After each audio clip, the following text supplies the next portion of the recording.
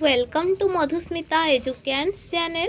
पिला माने मु आशा करुछि तुमे माने भलरे थिबो।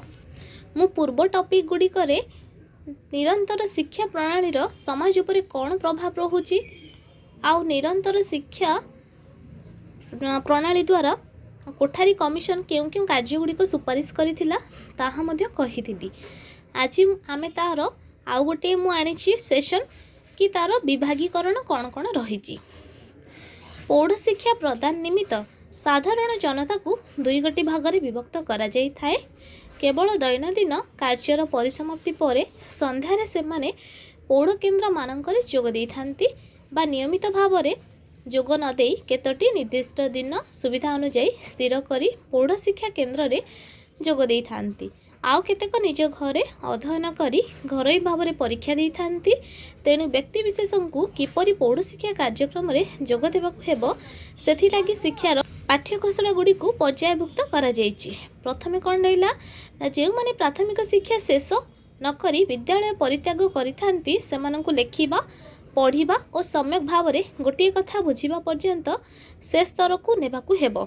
दुई जो माने विद्यालय बा विद्यालय शिक्षा शेष न करी मझिरु बाहरी आसी थांती सेमानंकु सेमानंकर रुचि और आग्रह अनुसार कला विज्ञान और कृषि संबंधी शिक्षा क्षेत्र में डिग्री लाभ करने पर्यंत शिक्षा देवार व्यवस्था पौढ़ केन्द्र मानकरे कराजिबा उचित।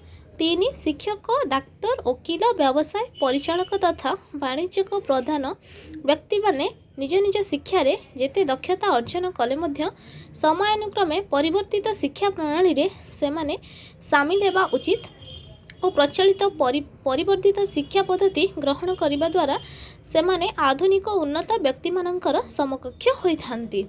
जे माने कृषि क्षेत्र बा शिल्प क्षेत्र रे काम करुछंती सेमानंकु निजर दक्षता अभिवृद्धि लगी प्रशिक्षण समयक्रमे देबा उचित। एहा मध्य पौढ़ शिक्षा केन्द्र रे करा जाई थाए।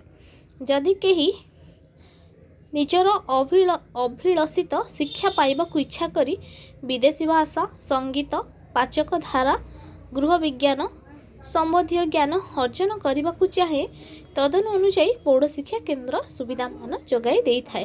पिला माने एटा हेउछि निरंतर शिक्षा प्रणाली विभागीकरण संपर्क में मु सम्यक सूचना प्रदान कली जहाँकि जदि तुम हेल्पफुल हो पारिथिबो निश्चित रूपे मो चैनल को गोटे लेखाए लाइक करिवो देन मते मोटिवेट हेबा पई मो चैनल को सब्सक्राइब करिवो देन को टॉपिक रे तुमरो दरकार होछि मते कहिबो मु निश्चित रूपे ट्राई करिवि मो वीडियो बनेबा पई रोची। Thanks for watching my YouTube channel.